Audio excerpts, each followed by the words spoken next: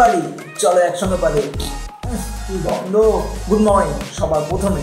আর এটা আমার একটা ডেইলি ব্লগেরই একটা পার্ট। লাইট কিছুটা চেঞ্জ হয়ে গেছে। এটা আমার রুম। এখন লাইট জ্বলছে কিন্তু বাইরে আলো ফুটে গেছে। তো আজকে সকাল সকাল উঠে দেখি বাইরে দারুণ বৃষ্টি টিপ টিপ করে পড়ছে এবং চারিদিকটা খুব সুন্দর পরিবেশ। আর আজকে সোমবার, যেহেতু বাবার বার, ভোলেনাথের কাছে সবাই জল ঢালতে যায়। তো আমাদের এখানে পাড়া প্রতিবেশী কিছু আছে যেগুলো পাশের পাড়াতে, তারা হচ্ছে জল ঢালবে বলে বাবার কাছে গেছে, কিন্তু তাদের ফ্যামিলির লোকজন এখানে মাইক বাজিয়ে সবার কান খারাপ করেছে। সারা রাত ধরে গান চলছিল। তো কী করবো, কিছু করার নেই। বছরে মাত্র 4টে সোমবারই এরকম হয়, তো মেনে নেওয়া যায়। চলো দেখে নেওয়া যাক আমার বাড়ির পেছনের দিকে পরিবেশটা। অ্যাকচুয়ালি গরিব মানুষ এই অ্যাডভেস্টারের বাড়িতে থেকে তোমার মতো ছেলের বাড়িতে। শ্রাবণ মাসের 3য় সোমবার এইভাবে যে সকালটা শুরু হবে বুঝতে পারিনি। প্রথমেই জানলাটা খুলে দিই, ওয়াও চারিদিকে প্রচুর আলো এবং সামনেই একটা পেঁপে গাছ আছে। এই পেঁপে গাছে সবে মাত্র পেঁপেগুলো ধরেছে, এখন খাওয়া যাবে না, এগুলো কচি কচি আছে। তো যাই হোক, এইখানে হচ্ছে পুরো ফাঁকা মাঠ। আগে এখানে ধান চাষ হতো। আর এই পাশে একখানা আম গাছ ছিল, এখন আর নেই। আম গাছটা হচ্ছে আমফান ঝড়ের সময় উপড়ে পড়ে গেছিলো। তো এখন আর এইসব চাষবাস হয় না বলে চারিদিকে হুগলা বন ওই দূরে দেখা যাচ্ছে হয়ে গেছে। বাড়ে এটা আমার ঘরের ফ্রন্ট ডোর, মানে সামনেই দরজা। এখান থেকে বেরোতেই আছে সুন্দর একটা জবা ফুলের গাছ। একটা না, দুটো আছে। একটা সাদা জবা ফুল ওই পাশে ফুটে রয়েছে, আর একটা ঘিয়ে কালারের জবা ফুল। তো এখান থেকেই যদি আমি আরেকটু এগিয়ে যাই তাহলেই পড়ে যাবে আমাদের বেড়াগুলো। এখানে আছে নীলকণ্ঠ ফুলের গাছ, ফুল খুব সুন্দরভাবেই ফুটে রয়েছে, সাদা কণ্ঠও আছে। আর এইদিকে হচ্ছে মাধবীলতা একখানা আছে। তো মাধবীলতাটা এখনো ফুল আসেনি। আর এখানে শিউলি ফুলের গাছ, আরও কিছু কিছু জিনিস আছে। ও হ্যাঁ, এখানে একখানা ভ্যান আছে। এই ভ্যানটাও আমিই চালাই, মানে আমাদের কাজের দরকারে কোনো মাল ডেলিভারি দিতে গেলে এটা আমাকেই চালাতে হয়। এবং এইটা আমার সেই বিশ্ব অবিখ্যাত গাড়ি। না, সত্যিকারে বলতে এই গাড়িটা যে আমি পেয়েছি খুবই ভাগ্যবান। এটা আগে বাবা চালাতে, বয়স হয়ে যাওয়াতে বাবা আর চালাতে পারে না, তাই বাবা এখন স্কুটি চালায়। বাইকটা আমার হয়ে গেছে।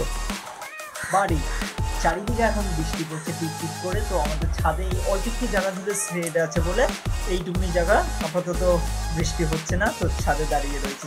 এখানে আমি ছাড়াও আরও অনেক পশু পাখি আশ্রয় নেই। এইমাত্র পাখিগুলো উড়ে গেল, আমি গেলাম বলে। যাই হোক, খুব ডিস্টার্ব করে ফেললাম তাদের। এবং ছাদেও আমার ছোটোখাটো কিছু গাছ আছে। এই যেরকম এইটাকে বলা হয় হোয়া গাছ।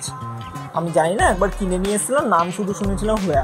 এই গাছটার নাম আমি বলতে পারবো না, তবে লাগানো রয়েছে। আর এইটা একটা দারুণ গাছ। এটা অ্যাকচুয়ালি জংলি গাছ। আমি কোন্নগর, মানে আমাদের পরের স্টেশনে একটা ড্রেনের পাশ থেকে গাছটাকে পেয়েছিলাম। তো এটা এনেই টবের মধ্যে, টব না অ্যাকচুয়ালি মাটির কলসিতে রেখে দিয়েছি। এবং এখানে টিনের কৌটোগুলোর মধ্যে কিছু কিছু গাছ আছে, যেরকম এইটা হচ্ছে রেইন লিলি। এইটা কী গাছ আমি ঠিক বলতে পারবো না। এটা হচ্ছে নয়নতারা। আর এইখানে হচ্ছে ছোটো টগর, মানে ছোটো ছোটো টগর ফুল হয়, ওই গাছ লাগানো রয়েছে। ওই পাশেও একটা হোয়া গাছ প্লাস্টিকের কোটে, তারপরে হচ্ছে ওটা রজনীগন্ধা। আর এই বাড়িতেও একখানা হচ্ছে পেঁপে গাছ আছে। এটা হচ্ছে মা রোপণ করেছিল। তো এই পেঁপে গাছটা বয়স হয়ে গেছে, এটা প্রায় মানে শেষের দিকে মরে যাবে। এবং আমাদের ছাদের মধ্যেও কিছু কাঠের জিনিসপত্র রাখা থাকে। যাই হোক, এইখানে হচ্ছে দুটো বেঞ্চ আছে। দুটো বেঞ্চের মধ্যে একটা বেঞ্চ তো ঠিকঠাক দাঁড়িয়েছে, আরেকটা হেলে গেছে। অ্যাকচুয়ালি ওই বেঞ্চটাও ভালো ছিল, যেটা হলুদ কালারে। বোন ওটার মধ্যে একদিন বসে ছিল, হঠাৎ দেখি ধুম করে ভেঙে গেল। তো পড়ে গেছিলো। পড়ে গিয়ে ব্যাপারটা আমাকে জানায় না, আমি ছিলাম ওই বাড়িতে। আমি পরে যখন জানতে পারি ওর পেছনে খুব লাগলাম, ও ভেঙে গেল। তারপরে কী আর করবে, যেহেতু পড়ে গেছে, নিজের ভুল। তো লাস্টে হেসে দিয়েছিল না ফেরে। আর ছাদের মধ্যে আরেকটা জিনিস আছে, আরাম করার জায়গা। এখানে বসে আরাম করা যায়, এরকম করে বসে রাজার মতো এখানে বসে আরামটা সেই হয়। প্রথমত এইটি একটু হালকা হালকা গদি আছে, খুব ভালো কথা। তো আপাতত ব্রাশ নিয়ে রেডি হয়ে গেছি, দাঁতগুলোকে মেজে নিয়ে এবারে কাজে যেতে হবে। আমি কাঠের কাজ করি। তো কাঠের কাজ করার পরে যেইটুকুনি ফাঁকা টাইম পাই ওইটুকুনি টাইমে ভিডিও এডিট বা বিভিন্ন রকম ফানি ভিডিও বানানোর চেষ্টা করি। আর মাঝে মাঝে তো ব্লগ করতে বেরিয়েই পড়ি। ব্লগগুলো আস্তে আস্তে আসবে, যেহেতু টাইম খুব অল্প আর এত কিছু চাপ নিয়ে ফেলছি। তো ঠিকঠাক করে ভিডিও আসছে না, আমি মানছি, তবে আমি চেষ্টা করছি। একবার যদি আমি এই প্রফেশনে পুরোপুরি ঢুকে যাই তবে ড্যাম শিওর গোটা দিন, মানে 24টা ঘন্টা শুধু এইটার পেছনে গিয়ে দেবো। তো বেশি না বকে ফাট, আবার কোনো একখানা ভিডিওতে আমাকে নিয়ে দেখা যাক। চলো বাই।